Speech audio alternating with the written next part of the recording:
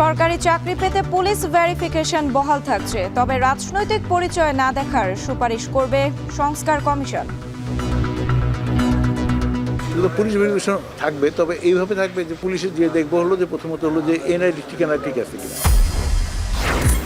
ফ্যাসিজমের প্রভাবে আমলাতান্ত্রিক সংকট বললেন উপদেষ্টা নাহিদ। জানুয়ারির শুরুতে রাজনৈতিক দলের সঙ্গে ফের সংলাপ।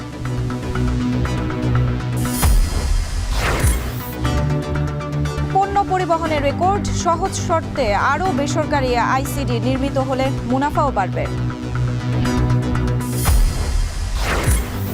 গাছের রস গুড় হবার আগেই অনলাইনে বিক্রি। রাজশাহীতে কমেছে খেজুরের গুড়ের উৎপাদন, বাড়ছে দাম।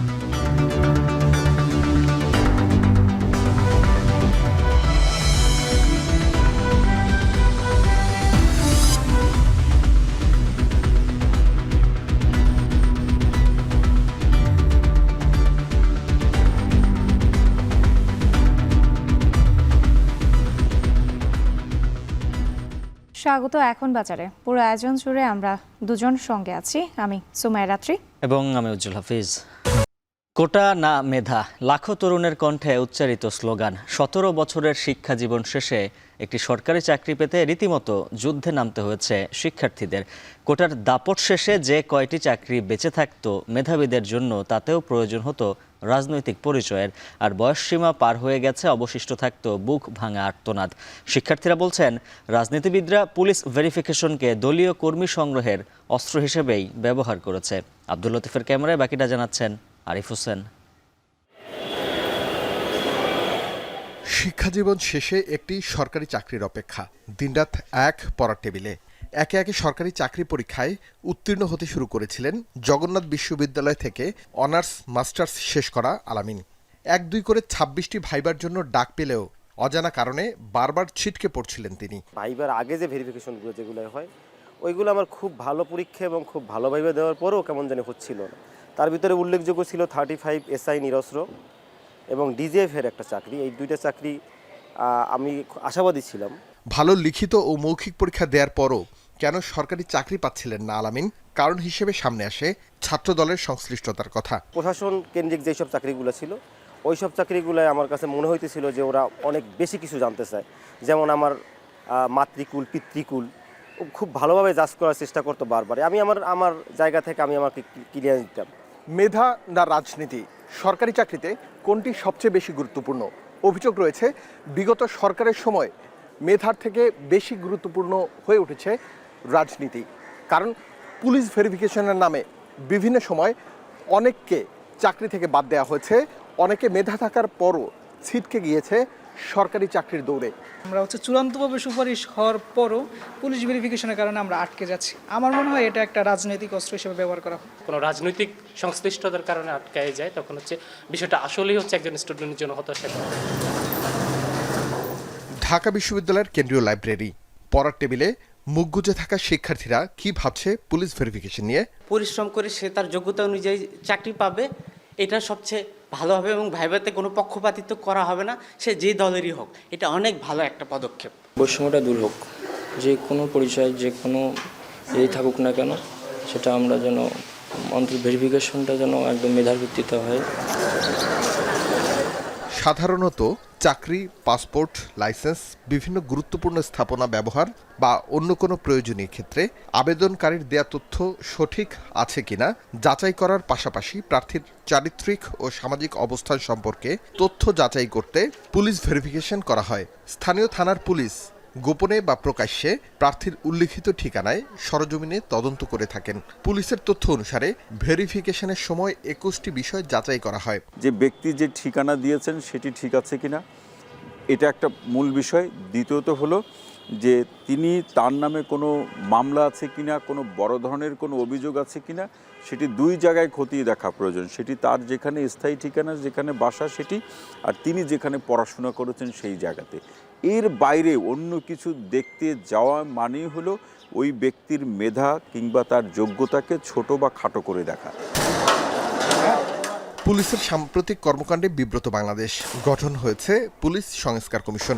কমিশন প্রধান বলছে, পুলিশ ভেরিফিকেশনের সংশোধনীর জন্য সুপারিশ করবে তারা। নাম পরিচয়ের পাশাপাশি চাকরি প্রার্থী কোনো সাজাপ্রাপ্ত বা নৈতিক স্খলনের রেকর্ড রয়েছে কিনা পুলিশ ভেরিফিকেশনে এতটুকুই দেখা হবে। চাকরি প্রার্থীদের রাজনৈতিক পরিচয় না খোঁজার জন্য সুপারিশ করবে কমিশন। পুলিশ ভেরিফিকেশন থাকবে, তবে এইভাবে থাকবে যে পুলিশের যে দেখবো হলো যে প্রথমত হলো যে এনআইডি ঠিকানা ঠিক আছে কিনা। তার রাজনৈতিক পরিচয়, তার বাবার পরিচয় দেখার দরকার নাই। আর অতীতে নাকি শুনলাম যে ফুপা পর্যন্ত, মানে যারা খালু, মানে যারা দূরে আত্মীয় না, মানে অনেক বৈবাহিক সম্পর্কে দূরে থাকে অন্য জায়গায়, তাদেরকেও খোঁজ করা হতো আর কি। তো সুতরাং এখন এটা সম্পূর্ণ সিম্পল হয়ে যাবে, অর্থাৎ এনআইডি ভিত্তিতে তদন্ত করা হবে।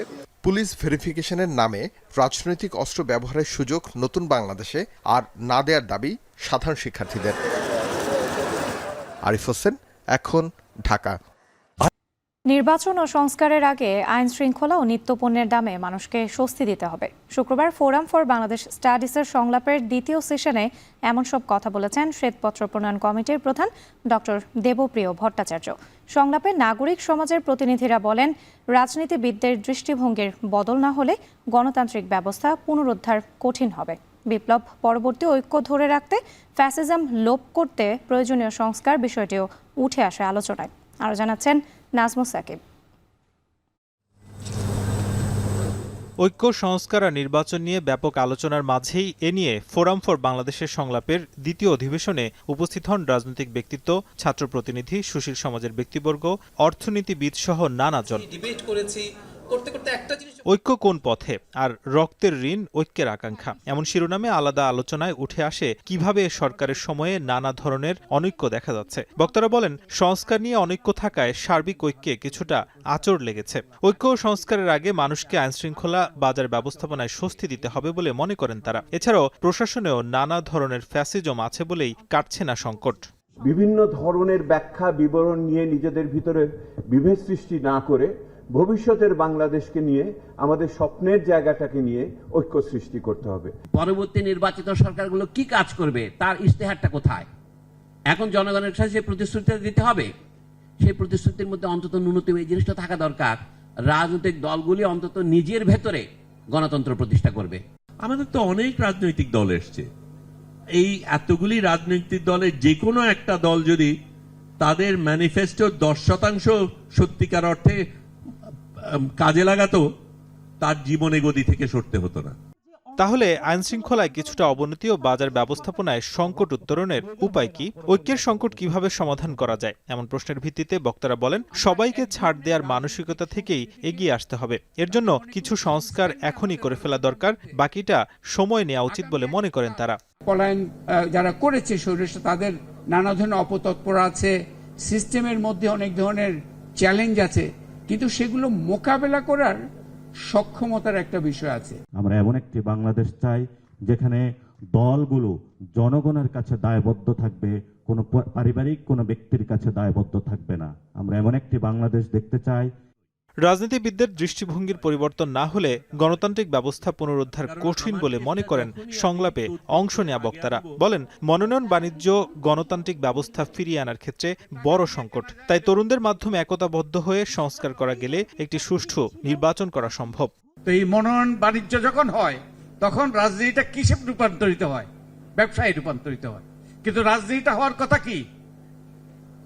জনগণের কল্যাণে রাজনীতি করার কথা। আলোচনায় অংশ নিয়ে উপদেষ্টা বলেন, প্রশাসনের অনেকের মধ্যে বিগত ফ্যাসিজমের প্রভাব রয়ে গেছে। যারা চাকরিবিধি মানছেন না তাদের শাস্তি নিশ্চিত করা হবে। অন্যদিকে উপদেষ্টা মাহফুজ জানান, সংস্কার কমিশনগুলোর প্রতিবেদনের ভিত্তিতে আগামী জানুয়ারির শুরুতেই রাজনৈতিক দলগুলোর সঙ্গে ফের আলোচনায় বসবে অন্তর্বর্তী সরকার। আমলাদের বক্তব্য শুনতে পাচ্ছি যে তারা এক ধরনের হুমকি দিচ্ছে, তো এইটার একটা সাহস তারা তো পেয়েছে বিগত সময়গুলোতেই। আমরা দেখছি যে আমলাদেরকে কিভাবে শক্তিশালী করা হয়েছে, আমলাতন্ত্রকে, এবং আমলাতন্ত্র নির্ভরতাকে কাজে লাগিয়ে ফ্যাসিজম তৈরি করা হয়েছে। এই সরকার থেকে কোনো ডিসিশন একপাক্ষিকভাবে নেওয়া হবে না, বরং ওই কমিশনের প্রস্তাবনাগুলো নিয়ে আবারও রাজনৈতিক দলগুলোর সাথে একটা কনসালটেশন ফোরাম হবে। শুক্রবার সকাল থেকে শুরু হওয়া সংলাপে আরও 3টি সেশন হবে শনিবার। সিঁড়ি হিসেবে ব্যবহার হয়েছে সেটা কিন্তু। নাজমুস সাকিব, এখন, ঢাকা। চলতি বছর রেকর্ড পরিমাণ কন্টেইনার ও খোলা পণ্য ওঠানামা হয়েছে চট্টগ্রাম বন্দরে। বছর জুড়ে ডলার সংকট, রাজনৈতিক অস্থিরতার পরও আমদানি রপ্তানির এমন চিত্রকে ব্যতিক্রম বলছেন ব্যবসায়ীরা। 2024 সালে এ পর্যন্ত চট্টগ্রাম বন্দরে আমদানি রপ্তানি পণ্যবাহী প্রায় 32 লাখ একক কন্টেইনার ওঠানামা করেছে, আর খোলা পণ্য খালাস হয়েছে প্রায় 13 কোটি টন। এতে তৈরি হয়েছে রেকর্ড আয়ের সম্ভাবনা। চট্টগ্রাম থেকে হোসাইন জিয়াদের প্রতিবেদন। বলা হয় দেশে বাণিজ্য আর অর্থনীতির গতির চিত্র ধরা পড়ে চট্টগ্রাম বন্দরে। এবছরের শুরু থেকে আগস্ট পর্যন্ত রাজনৈতিক অস্থিরতা, ডলার সংকটে দেশের অর্থনীতি ছিল প্রায় বিপর্যস্ত। অথচ বন্দরের তথ্য দেখাচ্ছে ভিন্ন চিত্র। এবার পণ্য আমদানি ও রপ্তানিতে অতীতের সব রেকর্ড ভেঙে গেছে চট্টগ্রাম বন্দরের। 2024 সালের 26 ডিসেম্বর পর্যন্ত রেকর্ড 32,25,000 কন্টেইনার হ্যান্ডলিং করেছে চট্টগ্রাম বন্দর, যা গেল বছরের চেয়ে 2.25 লাখ বেশি। এক্ষেত্রে প্রবৃদ্ধি প্রায় 6%। কর্তৃপক্ষের আশা, রেকর্ড পরিমাণ পণ্য ওঠানামায় বৈশ্বিক বন্দরের তালিকায় এগিয়ে যাবে চট্টগ্রাম বন্দর।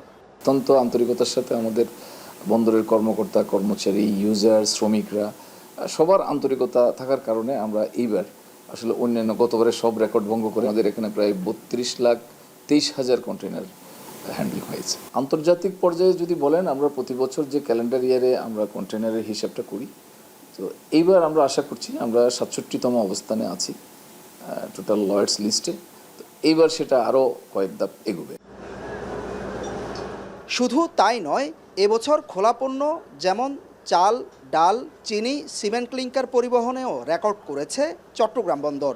বন্দর ব্যবহারকারীরা বলছেন, দক্ষতা বৃদ্ধি ও আধুনিক যন্ত্রপাতি সংযোজনের সুফল পাচ্ছে চট্টগ্রাম বন্দর।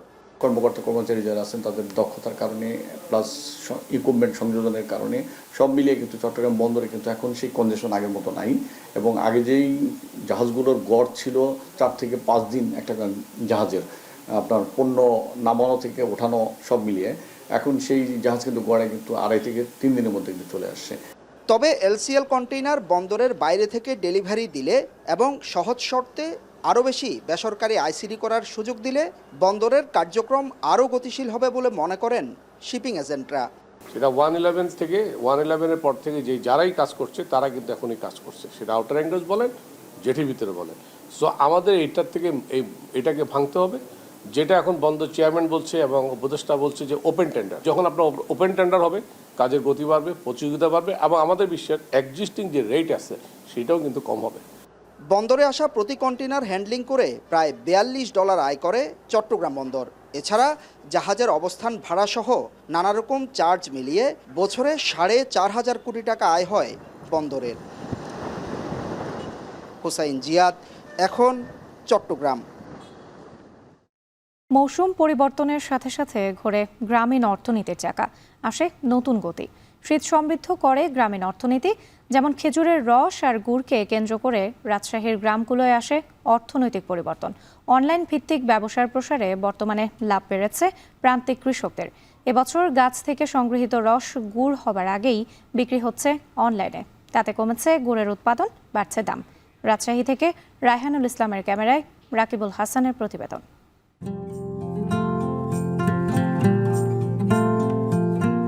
পৌষের গায়ে কুয়াশার চাদর, শীত বুড়ির নেমন্তন্নে তখনও ঘুম ভাঙেনি বানেশ্বর গ্রামের। বছরের এই সময়টাই প্রকৃতিতে শীতের উপকরণ থাকে ঐশ্বর্যে ভরা। সে ঐশ্বর্য আরো বাড়ায় খেজুরের রসে। তাই ভোর থেকেই স্বাদের অন্বেষণে গাছ থেকে গাছে চলে গাছিদের ব্যস্ততা। সুউচ্চ খেজুর গাছ থেকে সংগৃহীত বিন্দু বিন্দু রসে স্বাদের সিন্ধু বয়ে যায় গ্রাম থেকে নগরে। 70-80 পিস গাছ লাগাই, তাতে আমার গুড় হচ্ছে 20 কেজি 25 কেজি। অগ্রহ মাস থেকে ফুল রস পাই, ফাল্গুন মাস পর্যন্ত গাছ লাগা। সংগৃহীত রস আগুনের তাপে পরিবর্তন হয় গাঢ় গুড়ে। জ্বালানি, জালের মাত্রা আর নানান রকম পরীক্ষায় স্বাদ নির্ধারণ করেন গুড়ের কারিগর। ক্রেতার চাহিদা অনুসারে গুড়কে পাটালি, ঘুড়ি বা আধুনিক ফয়েল পেপারের আকার দেয়া হয়। মানভেদে হয় দামের পার্থক্য। 2 হাট হইলে গুড়ের দামটা চাহিদাও বেড়ে গেছে আবার শীত পড়তে রসটাও বেড়ে গেছে। অনলাইনেও আপনার গুড়ের দাম হচ্ছে আপনার 300 টাকা করে বেচতে আমরা, আর বাজারে বিক্রি করছে আপনার 200 টাকা 220 টাকা করে। সপ্তাহ জুড়ে জেলার 4 উপজেলার শত শত গ্রামে উৎপাদিত গুড় সংগ্রহ করে কৃষক। সপ্তাহের 2 দিন বানেশ্বর ও ঝলমলিয়া হাটে বিক্রি হয় গুড়। এক হাটে 80 থেকে 90 লাখ টাকার গুড়ের বেচাকেনা হয় এখানে। বাজার যাচ্ছে আপনার 180, 90, উপর হাইস বাজার 200। গুড়ের মান এবার খুবই ভালো, তবে সারা বাংলাদেশে যাচ্ছে। শুধু হাটেই নয়, অনলাইনের সুবাদে দেশের বিভিন্ন প্রান্ত থেকে ক্রেতারা সরাসরি কৃষকের কাছ থেকেই কিনছেন গুড়। মধ্যস্বত্বভোগীর দৌরাত্ম্যের বালায় না থাকায় গুণে-মানে পাচ্ছেন সেরা পণ্য।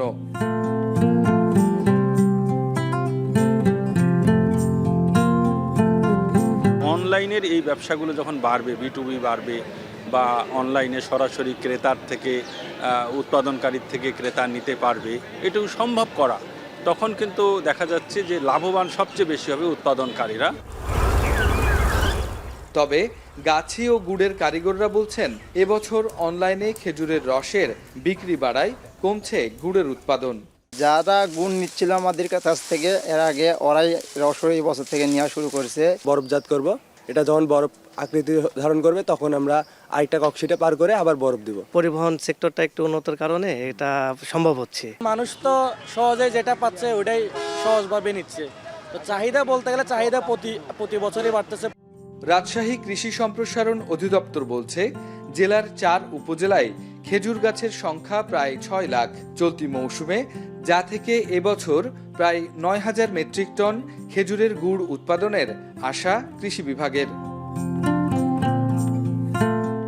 রাকিবুল হাসান, এখন, রাজশাহী। উপকূলীয় অঞ্চলের নদী খালের নোনা জলে জন্মানো গোলপাতা গাছ এখন কৃষকদের অর্থনৈতিক সম্ভাবনার নতুন দিগন্ত খুলে দিয়েছে।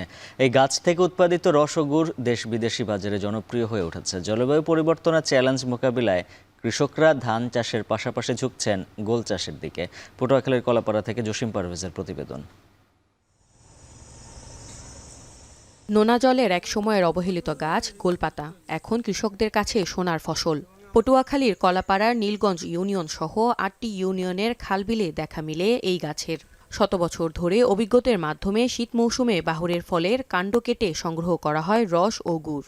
জমিতে ধান চাষের চেয়ে এই গোলপাতা চাষ করে 3 গুণ আয় করছেন চাষিরা। 100 গাছে ধরেন মনে করেন আমরা 2 কলস রস আসবে, 2 কলস রস আসলে মনে করেন 2 কলসে মনে করেন 7 থেকে 8 কেজি গুড় হবে।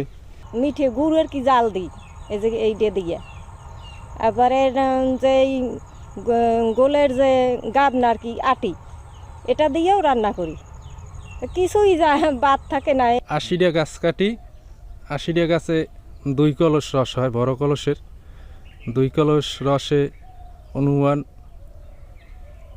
7 থেকে 8 কেজি গুড় হয়। এই রসটা আইন না 3 ঘন্টা জাল দেওয়ার পর গুড় হয়, তারপর এটা নামাইয়া ঘুরতে তারপর কৌটা করে এই ছড়াটা যখন বাইরে এর ফল হয় মাথা, এই ফল শুগোই আমরা রসে জাল দিই, গোল পাতা দিয়ে আমরা ঘর তৈরি করি।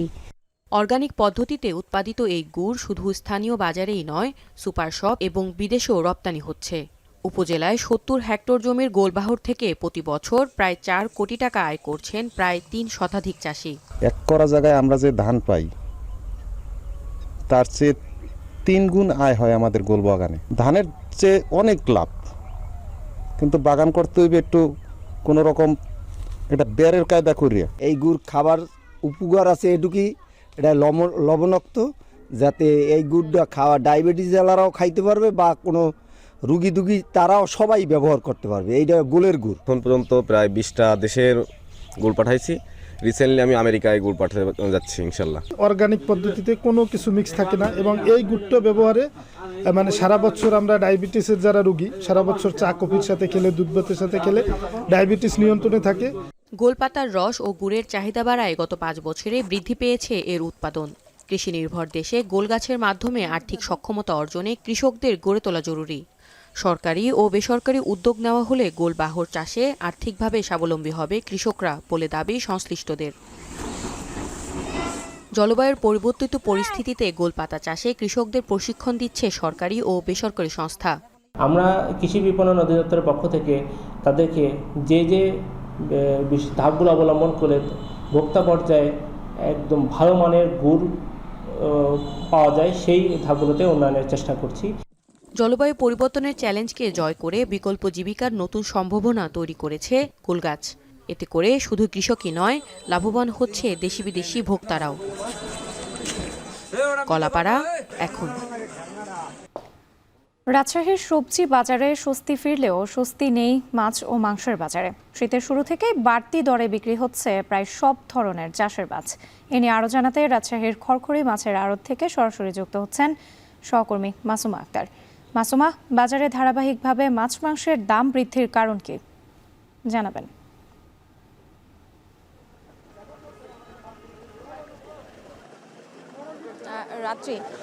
রাজশাহীর এই খড়খড়ি পাইকারি যে মাছের আড়তটি রয়েছে, এখানে কিন্তু প্রতিদিনই হরেক রকম আসলে চাষের মাছ ওঠে এবং আজকেও সকাল থেকে আমরা দেখেছি এখানে ক্রেতা বিক্রেতাদের যে হাকডাক সেটি সরব ছিল এবং এখানে মাছের সরবরাহ বেশ খানিকটাই কম বলছেন ব্যবসায়ীরা। শীতের শুরু থেকেই মূলত এই মাছের সরবরাহটি বেশ খানিকটা কমেছে, এতে করে মাছের দামেও কিন্তু এটির একটি প্রভাব পড়েছে। 30 থেকে 40 টাকা কেজিতে কিন্তু বেড়েছে প্রায় সব ধরনের বড় মাছে।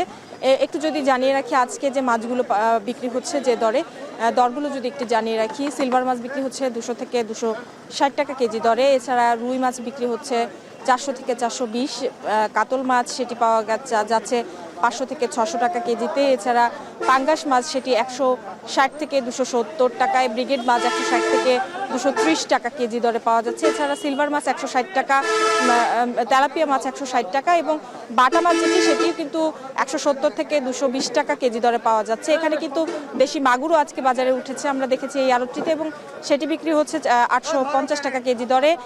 এছাড়া বল মাছ পাওয়া যাচ্ছে, সেই বল মাছটিও কিন্তু আজকে বিক্রি হচ্ছে 900 থেকে 1400 টাকা কেজি দরে।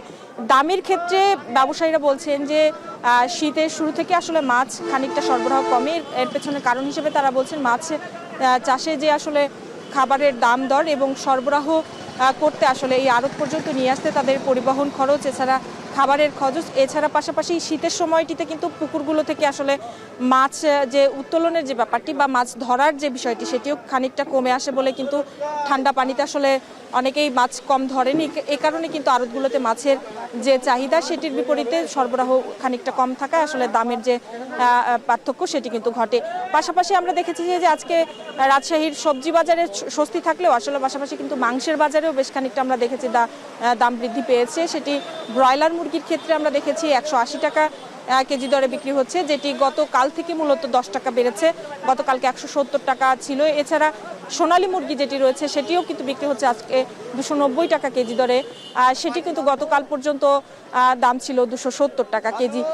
এবং মাংস বিক্রেতা যারা রয়েছেন তারাও কিন্তু, মুরগি বিক্রেতা যারা রয়েছেন ব্যবসায়ী, তারা বলছেন যে এই শীতের সময়টিতে আসলে মুরগির নানান ধরনের আসলে রোগ হওয়ার কারণে এই মুরগির উৎপাদনে বেশ খানিকটা ব্যয় বাড়ে এবং পাশাপাশি কিন্তু তাদের খাদ্যেরও যে দাম সেটিও কিন্তু এখন পর্যন্ত আসলে ঊর্ধ্বগতিতে রয়েছে। এই কারণেই বলা যায় যে বাজারে মাছ এবং মাংসের সরবরাহ বেশ খানিকটা কমার কারণেই দামের যে ঊর্ধ্বগতি সেটি ঘটেছে। একটু জানিয়ে রাখি যে এই মাছের আড়তটিতে কিন্তু প্রতিদিনই আসলে রাজশাহী উপজেলাগুলো থেকে যে পুকুরগুলো রয়েছে, প্রায় 300টিরও বেশি পুকুর রয়েছে, সেই পুকুরগুলো থেকে আসলে মাছ কিন্তু নিয়ে এসে এই যে আড়তগুলোতে আসলে ওঠে এবং এখান থেকে স্থানীয় বাজার পর্যায়ে কিন্তু ব্যবসায়ীরা নিয়ে যান, বিভিন্ন পাইকারি এবং খুচরা ব্যবসায়ী যারা রয়েছেন তারা এখান থেকে নিয়ে যান এবং বড় বড় যে পরিবহনগুলো রয়েছে সেগুলো থেকেই কিন্তু এখানে কিন্তু নিয়ে আসা হয় মাছগুলো এবং সকাল থেকে এই বাজার বা এই আড়তটি আসলে জমে ওঠে এবং বেলা বাড়ার সাথে সাথে কিন্তু আড়তটি শেষ হয়ে যায়। একটু জানিয়ে রাখি যে এই আড়তে কিন্তু প্রতিদিন 20 থেকে 50 লাখ টাকা পর্যন্ত কিন্তু মাছ সেটি কিন্তু বিক্রি হয় প্রতিদিন এবং আজকেও আমরা দেখেছি মাছের সরবরাহ উপরে ভিত্তি করেই দাম বেশ খানিকটা বেশি, তবে এখানে পাইকারদের উপস্থিতি কিন্তু ভালো ছিল এবং আড়তদাররা বলছেন যে ব্যবসা শীতের শুরু থেকে বেশ খানিকটা মাছের চড়া দাম হওয়ার কারণেই সরবরাহ কমা এবং বাড়ার উপরে নির্ভর করে কিন্তু এখানকার যে মাছের ব্যবসা সেটি কিন্তু আসলে হয় এবং দামের যে বাড়তি বা কমার যে ব্যাপারটি, দাম কমার যে বিষয়টি সেটিও কিন্তু ঘটে। প্রতিদিনই এটির উঠানামা করছে। তবে শীতের তীব্রতা বেশ খানিকটা কমলে আসলে মাছের দাম হয়তো পুনরায় আবার সহনীয় পর্যায়ে আসবে। এই ছিল আমার কাছে রাজশাহীর খড়খড়ি মাছের আড়ত থেকে মাছের দরদামের সর্বশেষ। রাজশাহী থেকে যুক্ত ছিলেন সহকর্মী মাসুমা আক্তার, জানাচ্ছিলেন বাজার দরের খবর। লোকবল সংকটের নানা অব্যবস্থাপনায় জর্জরিত চুয়াডাঙ্গা সরকারি সদর হাসপাতাল। শয্যা বাড়লেও বাড়েনি জনবল ও চিকিৎসার মান, তাই সুচিকিৎসা থেকে বঞ্চিত হচ্ছেন রোগীরা। তবুও সংকট কাটাতে উদ্যোগী নয় কর্তৃপক্ষ। অনেক চক্রবর্তীর প্রতিবেদন। 1972 সালে চুয়াডাঙ্গায় নির্মাণ করা হয় 50 শয্যা বিশিষ্ট হাসপাতাল। পরবর্তীতে রোগীর চাপ সামলাতে দীর্ঘ 31 বছর পরে এখানে বাড়ানো হয় আরও 50টি শয্যা। প্রায় 2 দশক পর কাগজে কলমে হাসপাতালের শয্যা সংখ্যা 250টি হলেও জনবল বাড়েনি সে অনুপাতে। বহুদিনের অযত্ন আর অব্যবস্থাপনায় হাসপাতালটির এখন ভগ্নদশা। জেলার প্রায় 13 লাখ মানুষের চিকিৎসার একমাত্র ভরসার জায়গা এই সদর হাসপাতাল, কিন্তু এখানে রোগীদের হয়রানির ঘটনা নিত্যদিনের। ডাক্তারের সংখ্যা যেমন প্রয়োজনের তুলনায় কম, তেমনি ঘন্টার পর ঘন্টা দাঁড়িয়ে পাওয়া যায় না প্রয়োজনীয় সেবা। রুগী দেখতে চাই এমন একটা অবস্থা, এত নোংরা যে মনে হয় যে আমরাই অসুস্থ হয়ে যাচ্ছি। সব মিলিয়ে মনে করেন যে এটাকে হসপিটাল বলা যায় না। রুগীদেরকে কনভার্ট করে তাদের ব্যক্তিগত চেম্বারে নিয়ে যাওয়ার জন্য, এবং তারা ক্লিনিকে তারা রুগী দেখে।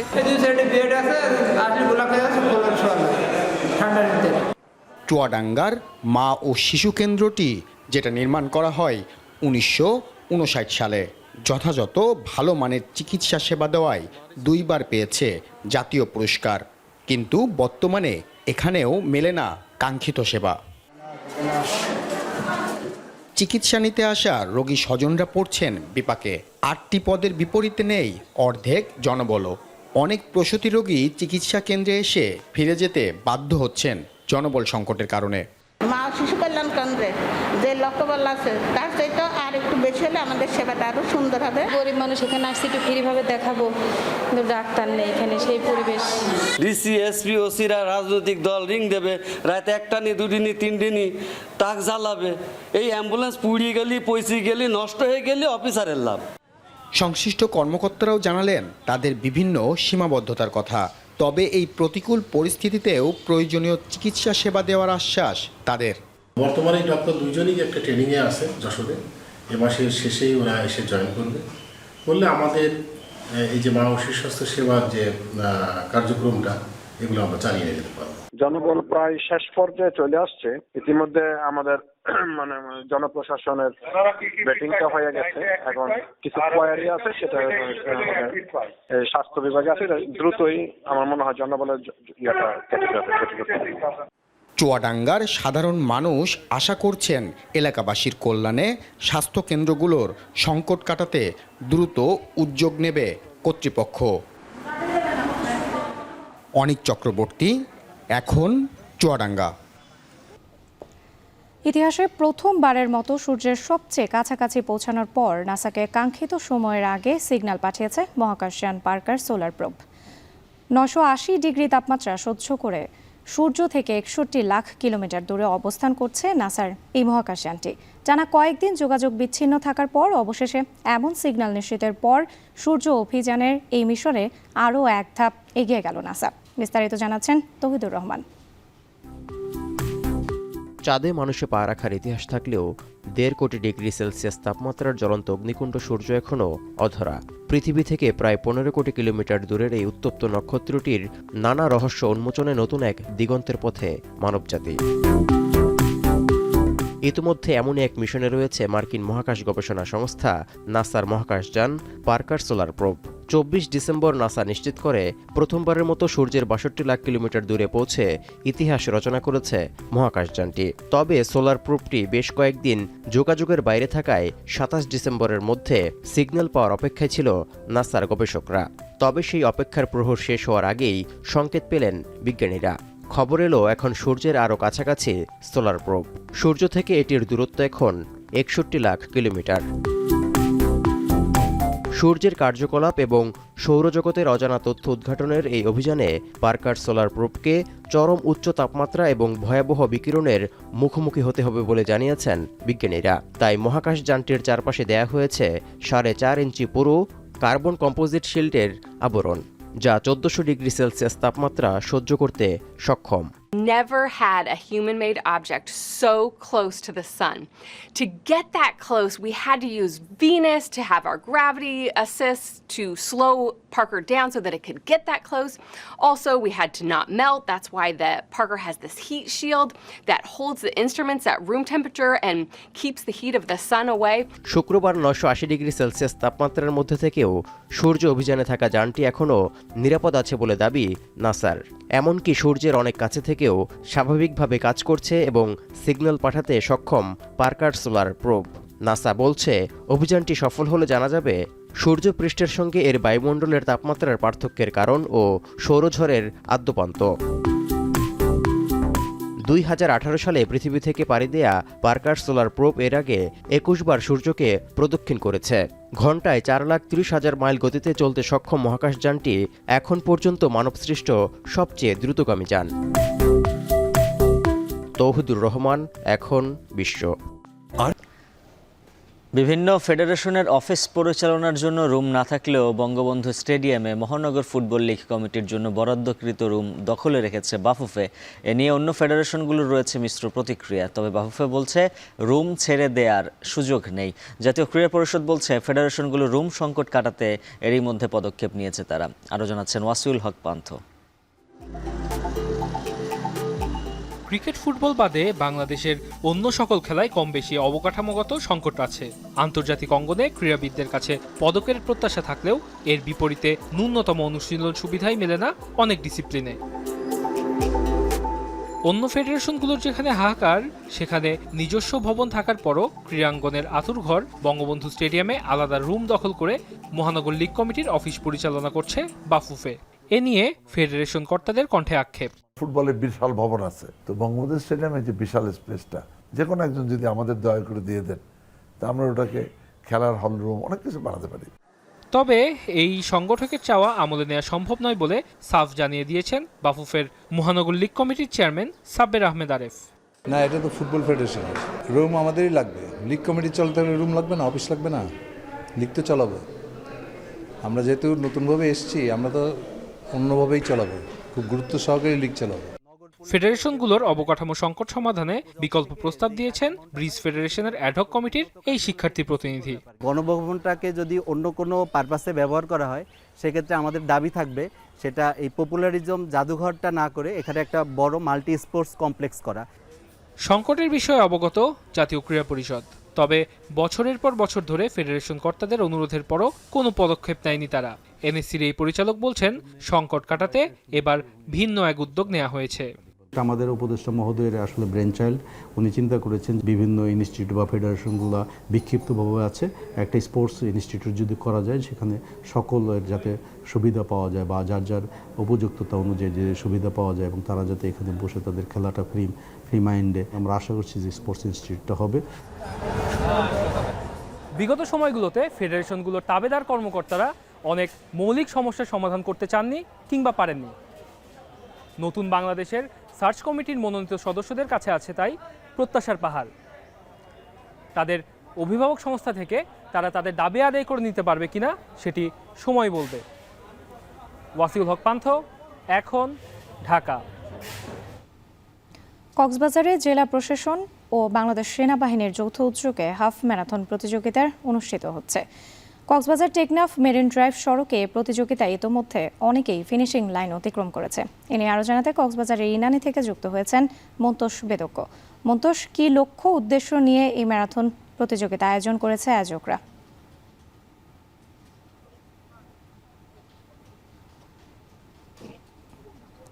রাত্রি হিরোস ফর আওয়ার ভিক্টোরি, এই প্রতিপাদ্যে মূলত এই ম্যারাথনটি শুরু হয়েছে এবং কক্সবাজার জেলা প্রশাসন এবং সেনাবাহিনীর যৌথ উদ্যোগে এটি শুরু হয়েছে এবং তারা যেটি বলছেন যে ৭১-এর মহান মুক্তিযুদ্ধে যারা অংশ নিয়েছেন তারা এবং ২৪-এর গণ অভ্যুত্থানে যারা অংশ নিয়েছেন, ভূমিকা রেখেছেন, তাদের স্মরণে আসলে এই ম্যারাথনের আয়োজনটি করা হয়েছে। এর বাইরে পরিবেশ সচেতনতার যে বিষয়টি সেটিও নিশ্চিত করতে আসলে ম্যারাথনটি ভূমিকা রাখবে বলে তারা আমাদেরকে জানিয়েছেন এবং আমরা দেখছি যে এই প্রতিযোগিতাটি মূলত সকাল ৬:৩০টার দিকে দরিয়ানগরের যে ভাঙার মুখ এলাকা আছে সেই এলাকাটি থেকে শুরু হয় এবং ২১ কিলোমিটার দূরত্ব অতিক্রম করে সেটি শেষ হয় এই কক্সবাজারের উখিয়ার ইনানী উপজেলার একটি স্থানে এবং বর্তমানে আমরা যেখানে আছি এটি একেবারে ফিনিশিং লাইন। এই ফিনিশিং লাইনটি ইতিমধ্যে আমরা দেখছি যে অনেকে অতিক্রম করেছেন এবং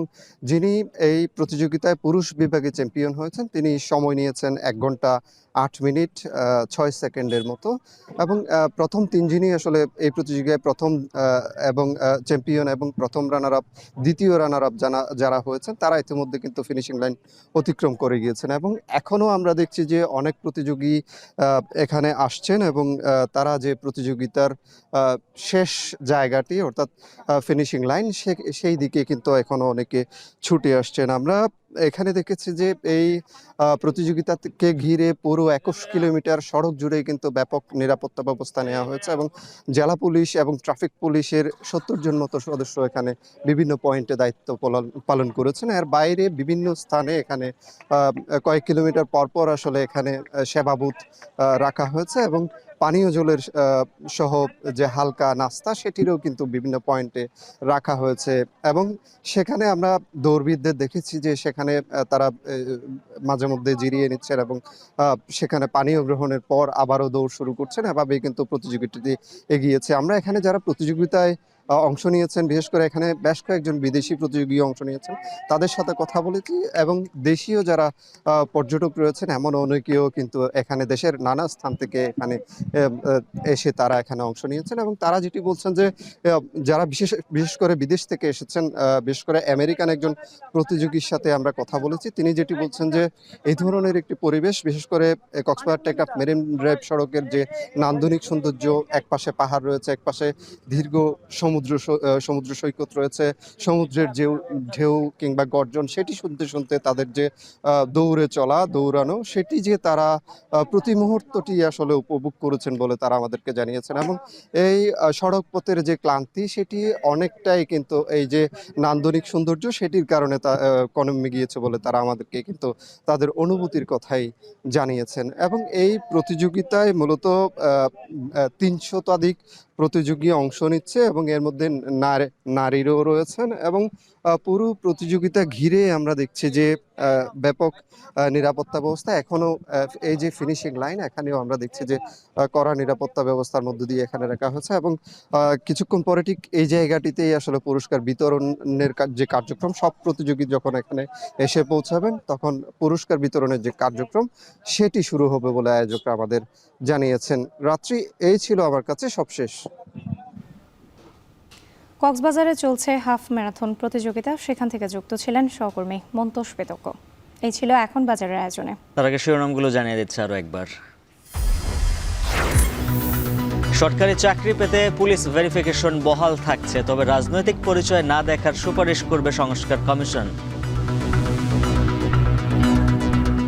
পুলিশ ভেরিফিকেশন থাকবে, তবে এইভাবে থাকবে যে পুলিশের যে দেখবো হলো যে প্রথমত হলো যে এনআইডি ঠিকানা ঠিক আছে কিনা। ফ্যাসিজমের প্রভাবে আমলাতান্ত্রিক সংকট বললেন উপদেষ্টা নাহিদ। জানুয়ারির শুরুতেই রাজনৈতিক দলের সঙ্গে ফের সংলাপ।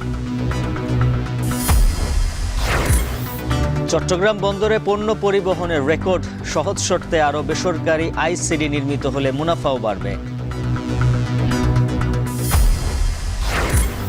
গাছের রস গুড় হবার আগেই অনলাইনে বিক্রি। রাজশাহীতে কমেছে খেজুর গুড়ের উৎপাদন, বাড়ছে দাম।